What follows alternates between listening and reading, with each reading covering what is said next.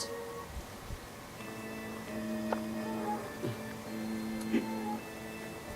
Once you've done exploring and getting ready, you can come back here and get ready to go after your first real stage. I don't really count the intro level as a stage of its own, because there's not too much of a threat level. When you get here, there is definitely a threat level. If you fall in that water, you're like Alucard in Symphony of the Night. You will get hurt. You have a second to jump out, but apparently there's holy water in hell. You can stretch your legs with your new transformation, which supposedly gives you speed and strength. Yes, it does give you strength. Does it really give you any more speed? Not really. And your attack certainly doesn't get any faster. You're still stuck with one shot.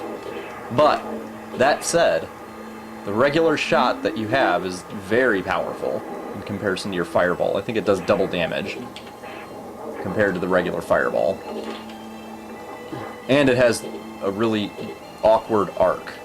It travels across the ground, and it's wonderful for taking out those gay-ass fishmen who really should have stayed in the 1950s, chasing screaming damsels in distress. Now, the rapist hands will not hurt you in and of themselves. They will just hold you so that those guys can throw skulls down on you and hurt you. One shot from whatever, and they'll go back underground where they belong. Really, you shouldn't get hit in this area. It's just that simple. Just keep walking. Jump over the skulls when they come if you want to. You can just shoot them. And avoid these guys in general. On principle, I killed that asshole. Those guys cannot be harmed from the front yet. You need to get another upgrade before you can do that.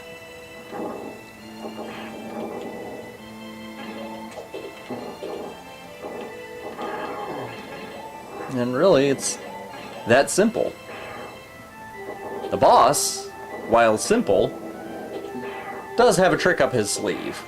He has the very most basic education and unpredictability that made the Red Demon so famous in Ghosts and Goblins.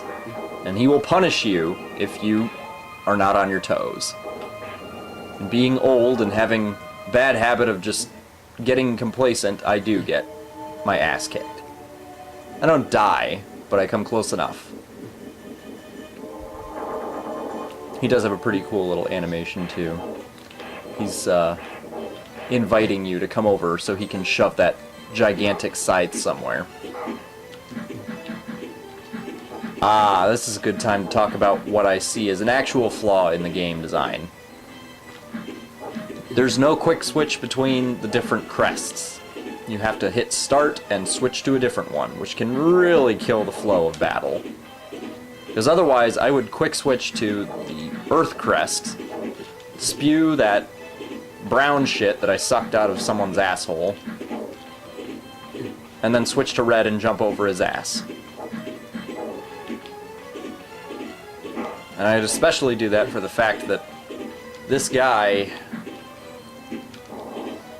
does take quite a bit of damage, considering he's only the second boss, and he deals quite a bit of damage. In fact, I almost did die. I did remember that.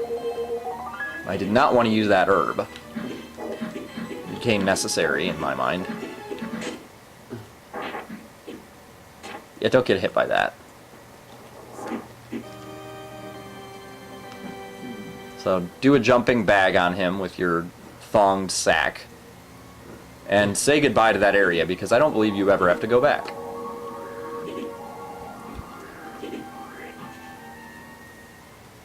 Go pick up another herb if you need to. This kind of turns into a system. And then get ready to go back to town.